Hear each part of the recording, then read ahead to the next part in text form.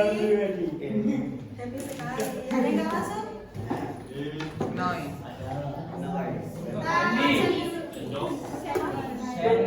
Sandy. Ada suratnya? Sakit. Oke. Kita absen dulu ya nanti ya. Yang pertama Aisyah Aden. Yang kedua Aisyah Fairuz. Ali Walusin.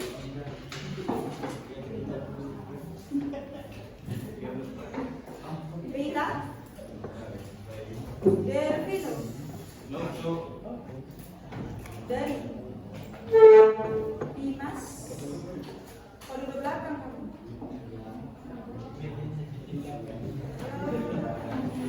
Vera. Gandis.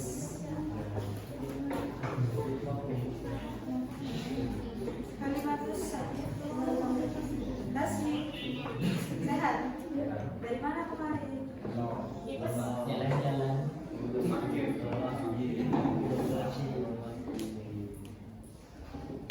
Ivan.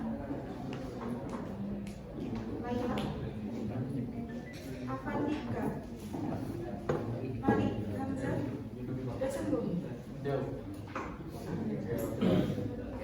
Marendra Widodo. Miftahul Jannah. Misbahul Munir. Muhammad Fairuz Adi. Muhammad Umar Fadli. Muhammad Safi Naufal. Muhammad Yasmin. Nafisa Ananda. Nasyirah Rista. Nesya Putri. Okta Fitrianindu. Raffi Sultan. Rizkita. Selvi. Sandy. Oh ya,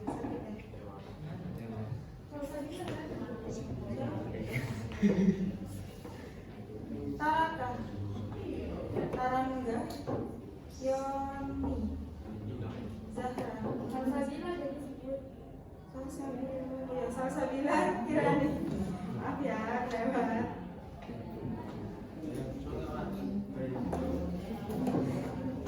Pada pertemuan kali ini kita akan membahas mengenai bencana alam gunung meletus. Tapi sebelum kita masuk kepada materi kita hari ini, mungkin dari kalian ada yang ingat apa yang sudah kita pelajari di hari kemarin? Kebakaran, banjir, bumi, longsor, ada lagi. Jadi kebakaran materinya ada apa aja? Dampak positif, dampak negatif, dan caranya. Gimana sih cara mengatasi kebakaran? Gimana cara kalian mitigasi saat kebakaran? Salah satu aja yang katanya. Salah satu katanya.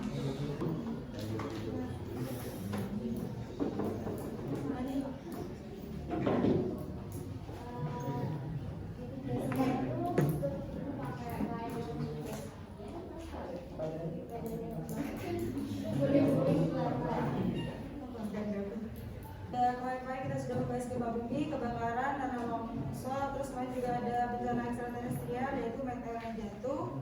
Terus kemarin terakhir kita membahas tentang kebakaran. Nah hari ini kita akan membahas terkait bencana alam gunung meletus. Yang akhir-akhir ini di berita ada pernah dengar nggak gunung mana yang sedang Semeru. Kenapa gunung Semeru ini? Kamu. Gunung Semeru itu apa Safi? Mengeluarkan lahar dingin. Oke. Ada yang tahu nggak sih sebelumnya di Indonesia ini kan banyak sekali gunung api ya? Itu alasannya kenapa sih? Karena terletak di dekat. Ada yang tahu ring of fire itu apa? Cincin api. Bentuknya ring of fire ada yang tahu? Gak ada tahu. Kalian kalau dengar kata ring of fire pasti pikirnya bentuknya cincin. Ya. Tapi pada kenyataannya ring of fire adalah sabuk berbentuk tapal kuda dari aktivitas vulkanik yang intens dan gempa bumi yang mengelilingi tepi Samudra Pasifik. Nah, ring of fire itu yang merah-merah. Iya. Asia. Ada yang tahu posisi Indonesia di mana? Itu. Nah, Australia. Ini Indonesia. Seluruh wilayah Indonesia, hampir seluruh wilayah Indonesia itu ada gunung berapinya kecuali di Kalimantan. Betul. Nah, pada wilayah Ring of Fire ini, aktivitas geologi terjadi sangat intens yang disebabkan oleh lempeng tektonik yang bertemu dan saling berinteraksi di sepanjang cincin tersebut. Jadi pada wilayah merah ini, pada wilayah Ring of Fire ini banyak sekali lempeng tektonik yang dimana mereka itu ya beraktivitas, mereka ya melakukan, tahu kan lempeng itu bergerak seperti apa? Pergen, divergen, sama transform. Ingat ya? Oke. Itu intinya pada wilayah Ring of Fire itu lempeng tektonik itu saling berinteraksi gitu. Kita nggak tahu dah mereka itu bergeraknya seperti apa. Itu tergantung lempeng yang bertemu itu sendiri. Untuk penyebab terjadinya gunung meletus, ada yang tahu? Penyebab terjadinya gunung meletus. Kenapa? Gunung meletus terjadi karena waktunya. Ada lagi? Gunung meletus terjadi karena apa sih? Kalian kalau misal sakit terus muntah disebabkan oleh apa? Terlalu penuh. Peningkatan permukaan vulkanik. Ada lagi? Ada lagi? Sudah? Oke. Gunung meletus itu terjadi karena endapan magma yang ada dalam perut bumi terdorong oleh gas bertekanan tinggi sehingga menyebabkan letusan. Dan umumnya kan gunung berapi itu kan emang di bawah tanah tuh, bukan di bawah tanah, maksudnya di bawah bukan di bawah bumi, karena kan cenderung tinggi ke atas. Nah, di bawahnya itu kan pasti ada yang namanya dapur magma. Nah, dapur magma itu ada karena ada celah dari lempeng tektonik yang berinteraksi gitu. Ketika lempeng tektonik bergeseran atau bergesekan kan pasti ada suatu retakan. Nah, dari retakan itu magma itu naik dan mengisi ada di dalam bumi yang diolah di dapur magma. Udah kenal kan dapur magma? Dapur magma? Ya seperti dapur, dia yang mengolah magmanya. Kalau di dapur kita memasak, tapi kalau di gunung ya masak magma. Masak magma biar panas dan jika emang dan kalau dilihat ya sebenarnya gunung tuh ada retakan tuh kecil gini untuk sebenarnya retakan yang kecil dari dapur magma ke bawah ke atas. Jadi dari dapur magma ya, dapur magmanya mungkin besar, tapi untuk keluar ke atas tuh jalurnya sempit. Jadi kenapa gunung itu bisa meletus? Karena ya itu, karena di dalam udah banyak gas. Kan kalian juga kalau kembung gitu, perutnya kembung, terus banyak makan, keluar kan? Nah, jadi sama konteksnya sama gunung meletus ini. Ketika di dalam magma itu sudah banyak, magmanya udah penuh, terus masih diteruskan dari bawah itu, sedangkan tempatnya juga sudah gak muat di dapur magmanya. Jadi terjadilah yang namanya gunung meletus, terjadi bencana gunung meletus. Itulah kenapa gunung itu kan kita bisa memprediksi juga gunung ini statusnya siaga, waspada, seperti itu.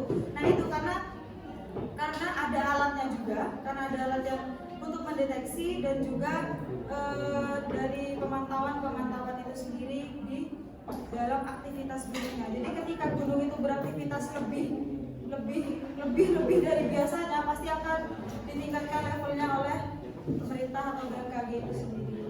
Terus dalam gunung meletus apa langkah mitigasi yang bisa dilakukan sebelum terjadi bencana gunung meletus? Jauh dari ada apa nih, Chef? Pengamatan kepada gunung api yang sedang aktif. Ada lagi? Penyediaan peta kawasan rawan bencana. Ada lagi? Ada lagi? Banyak loh. Mempersiapkan diri. Peningkatan sarana dan prasarana yang bisa nahan dengan gunung meletus ini. Oke, itu tadi sudah disebutkan beberapa. Ini adalah poin umum tambahan. Poin umum tambahan yang bisa kita lakukan ketika sebelum terjadi gempa bumi, gunung meletus. Letusan gunung api itu kan berbahaya ya, sangat berbahaya. Apalagi kalian ya tahu sendiri kan kejadian terakhir gunung yang meletus sangat besar dan tiba-tiba yang ada di kepulauan mana? Nah, Sulawesi Utara, gunung apa? Marapi, Gunung Marapi. Itu kan nggak ada yang tahu ya, tiba-tiba nggak ada bunyinya gitu, saya bunyinya itu dem gitu.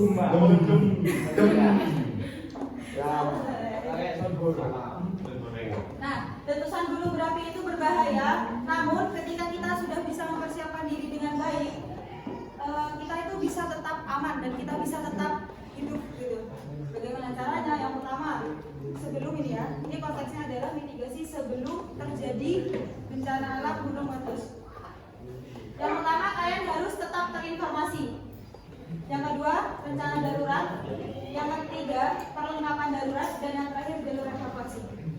Tetap terinformasi itu maksudnya kalian harus memperhatikan peringatan resmi informasi terbaru dari pemerintah, dari perintah evakuasi dan otoritas setempat.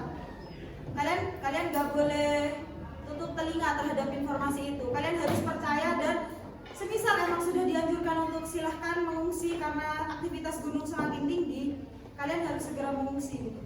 Jangan kalian ya masih gitu aja, gunungnya loh belum juga ada tanda-tanda. Menurut kalian belum ada tanda-tanda, tapi tanda-tanda itu udah terdeteksi di alam itu sendiri. Jadi kalian harus tetap terinformasi. Selain menunggu diinformasikan, kalian juga harus punya inisiatif untuk terus mencari informasi. Karena jikalau memang keadaannya kalian berada di wilayah yang dekat dengan gunung, di lereng gunung atau di daerah yang rawan bencana, kalian tidak boleh tutup telinga terkait apapun informasi itu. Kalian harus mencari gitu. Karena itu untuk keselamatan diri kalian sendiri. Buat rencana darurat keluarga yang mencakup titik pertemuan, metode komunikasi dan perlengkapan darurat yang ditemukan. Jadi pada saat sebelum terjadi bencana kan pasti ya sedikit banyak sudah panik, meskipun kalian sudah disuruh mengungsi itu panik, ya kan ada gitu panik. Nah, oleh karena itu kalian harus memiliki rencana untuk keluarga kalian tuh kayak kalian nanti misal emang keluarnya masing-masing dari rumah tuh misal beda jam keluarnya. Tapi kalian harus tahu kalian akan bertemu keluarga kalian tuh gimana, kalian akan berkumpul di mana, dan bagaimana cara kalian berkomunikasi di sana. Karena kan terkadang kalau sudah mau bencana atau apa, akses internet atau apa dan lain-lain, kalau emang udah benar-benar yang di tahap kalian harus disuruh mengungsi ya, itu juga pasti susah. Jadi kalian harus memikirkan bagaimana cara kalian untuk berkomunikasi dengan keluarga. Lanjut yang ketiga, perlengkapan darurat itu kalian menyiapkan perlengkapan yang emang kalian butuhkan, seperti yang utama adalah makanan, air, dan perlengkapan P3K, perlengkapan keselamatan untuk mengobati luka kalian gitu. Jadi kalian udah antisipasi untuk diri kalian sendiri. Terus yang terakhir ada jalur evakuasi. Ya, sama seperti yang kemarin kita harus punya dan kita harus tahu kita harus mengevakuasi diri kemana. Harus ada jalur-jalurnya. Pasti terkadang itu masih ada beberapa yang enggak, tapi kayaknya masih banyak yang belum kayak diarahkan atau diberitahu sama lingkungan sekitar rumah. Lingkungan sekitar rumah kalian kalau ada bencana ini kalian harus ke sini. Jarang kan? Jarang. Karena itu kalian harus tahu sendiri kemana kalian harus mengevakuasi diri. Oke. Itu adalah tahapan pra-bencana.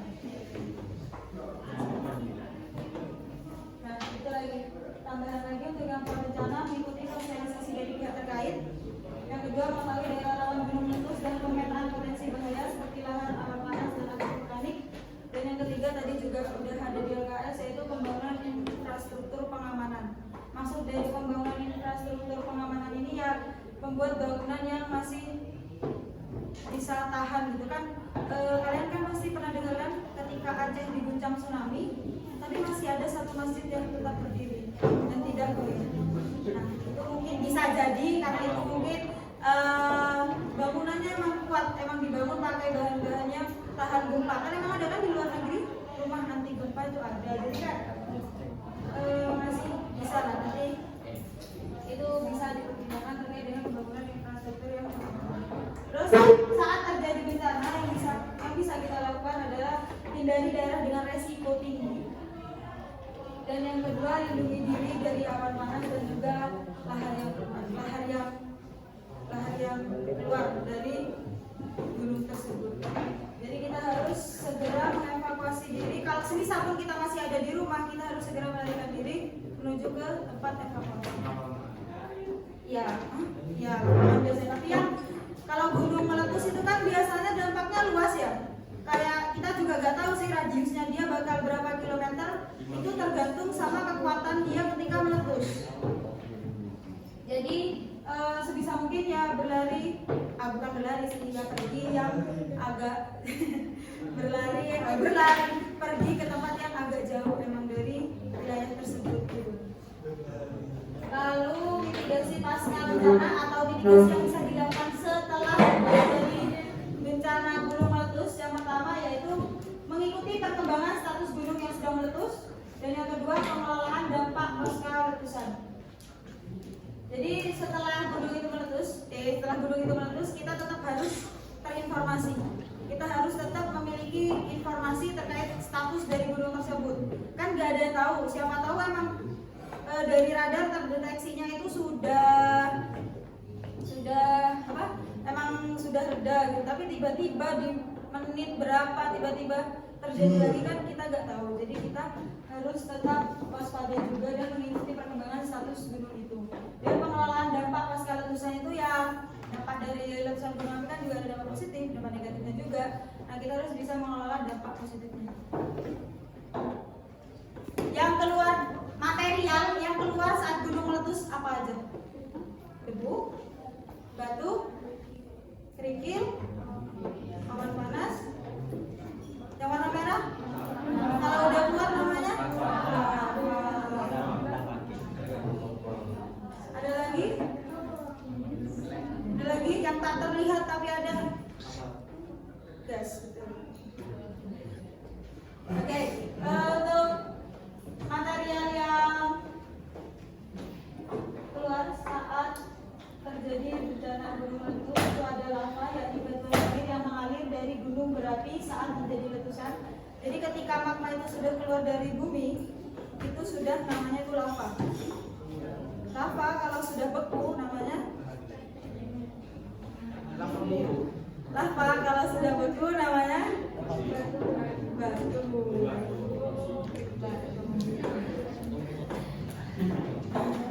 Terus yang kedua itu ada bahan piroklastik. Bahan piroklastik yang keluar itu berupa fragmen lava, abu, dan batuan terlontar ke udara saat terjadi letusan yang eksplosif. Letusan eksplosif itu letusan apa sih? Yang tinggi. Besar. Eksplosif sesuai namanya, eksplosif itu berarti letusannya itu di luar dan luas. Kalau intrusif itu di dalam. Letusan yang terjadi di gunung itu sendiri. Kan kadang-kadang kalau ke mana ya, Bromo sih. Kalau kalian naik ke Bromo tuh ya pernah nggak? Enggak. Kalau kalian di sana ya, itu ada bunyi blubuk gitu. Ya guys, kayak gitu. Ngerti gak sih? Kayak gemuruh gitu. Ya. Nah, yaitu adalah proses pengolahan magma itu sendiri. Terus yang ketiga, keluarnya abu vulkanik, jadi partikel halus dari pecahan batuan vulkanik yang terbawa angin dalam jarak jauh.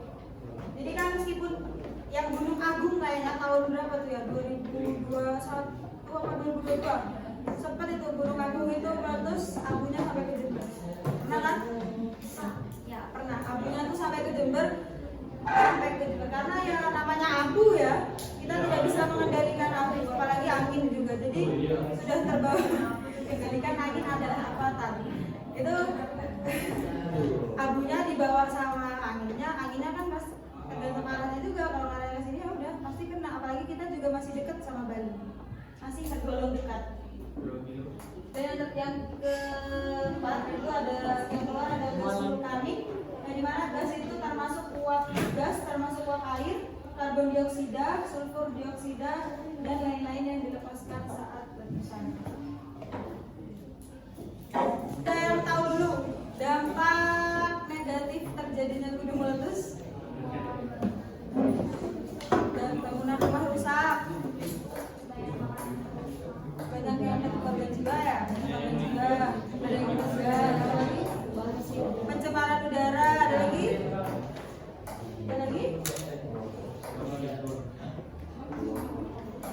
Dampak positifnya apa yang menjadi subur? Tanah yang menjadi subur. Terus mata pencaharian baru berupa tambang pasir. Ada lagi sumber mata air panas. Sudah.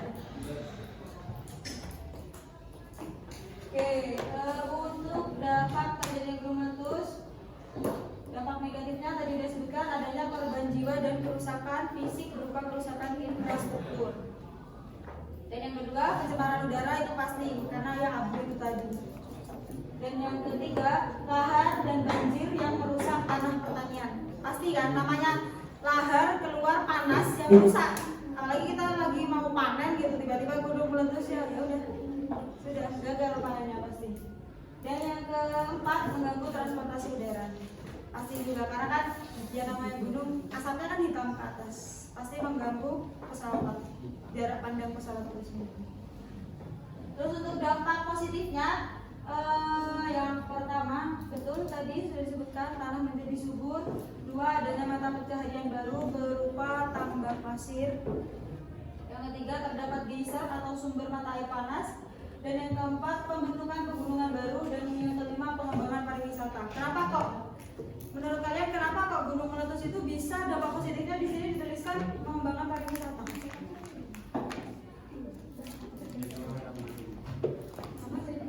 Wahana baru. Wahana. Ya, tapi pada saat yang Semeru tahun berapa tuh ya? Tahun berapa? Sebelum apa?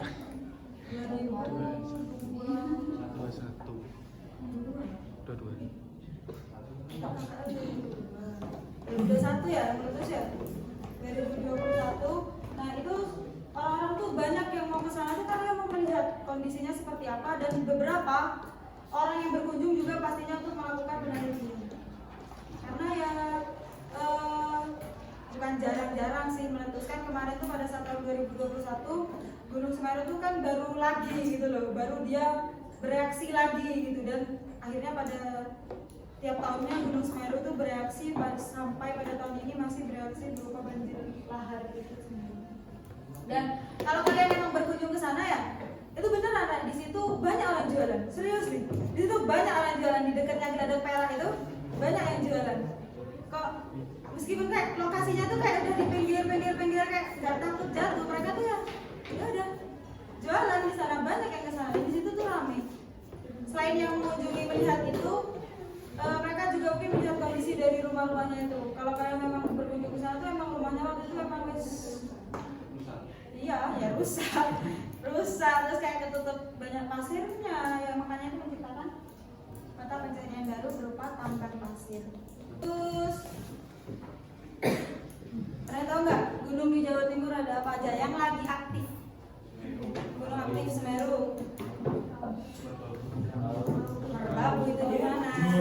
Raung, kalau bilang Lawu itu Jawa Tengah. Raung. Ayo ada lagi. Piramid aktif dari mana?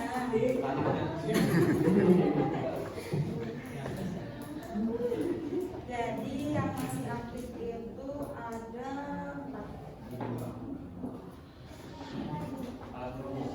Yang pertama ada Gunung Semeru, dan yang kedua Gunung Kelut, 3 Gunung Raung, dan yang keempat ada Gunung Bromo. Gunung Semeru di wilayah mana? Gunung Semeru ada di wilayah mana? Malang, Lumajang, dan Probolinggo.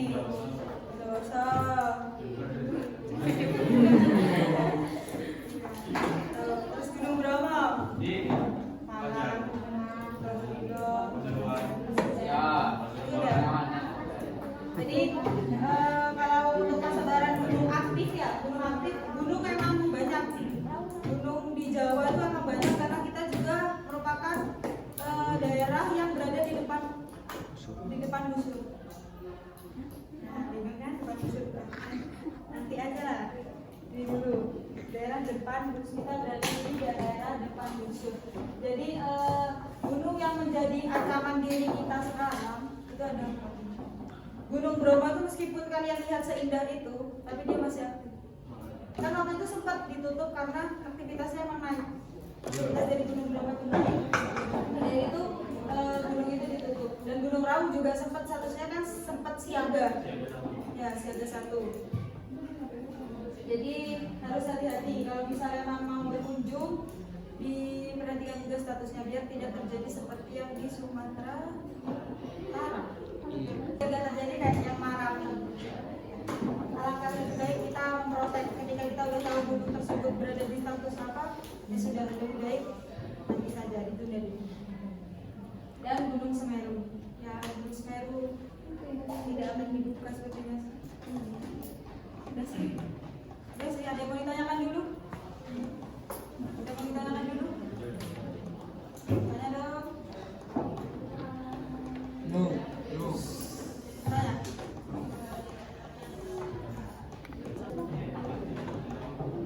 Alat pendeteksi gempa seismometer. Seismograf. Seismograf.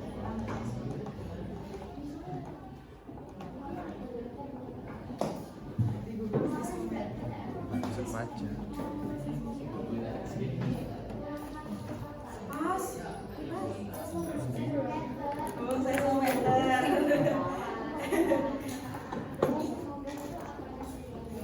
Seismograf apanya seismometer? Ya sebenarnya Gimana? Alatnya gimana?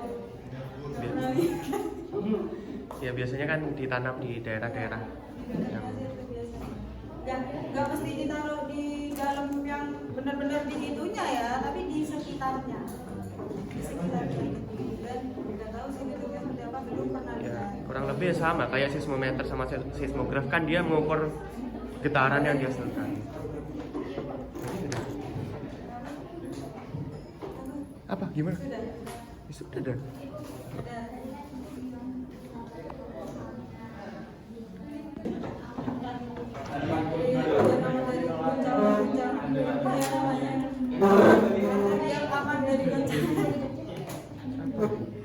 Maksudnya gimana? Goncangan karena apa? Goncangan Dari bencana kan? Dari bencana. material bangunan Iya. yang resisten terhadap Iya. goncangan. Biasanya yang sifatnya itu lentur dan bisa menyerap getaran. Contohnya yang sederhana itu kayu. Kenapa rumah kayu itu sampai sekarang banyak awet? Karena itu dia kayu kan dia bisa lebih resisten terkena getaran. Kayak kalian coba bandingkan dia kayu kan kalau kalian kenai gaya dia masih bisa ngikuti gayanya. Beda sama beton yang kalau coba kalian tekuk dia malah pecah kan.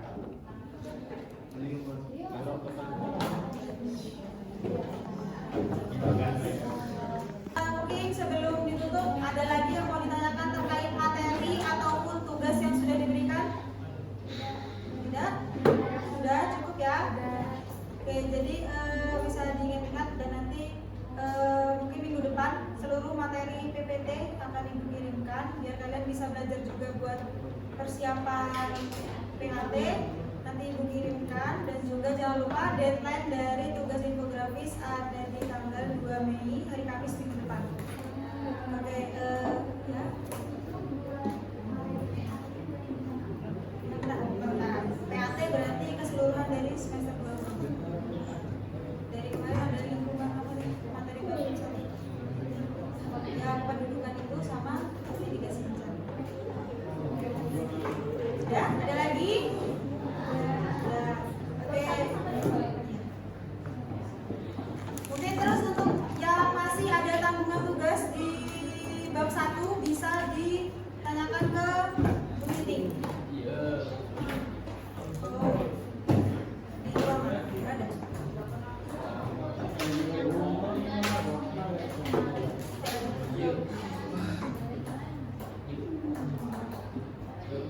Nanti sambil saya tanyakan juga aja terkait nilai-nilai kalian ini. Untuk tugas yang di saya sendiri kan kalian masuk 2 nilai ya. Nilai LKPD yang pertama itu sama kemarin nilai yang TTS. Terus ada nilai presentasi sama nanti nilai infografis. Terus Senin depan kemungkinan besar Ustaz, biar sama seperti yang lain nilainya itu banyak. Itu kayak dalam perjalanan LKS. Jadi hari Senin jangan lupa LKS-nya di bawah.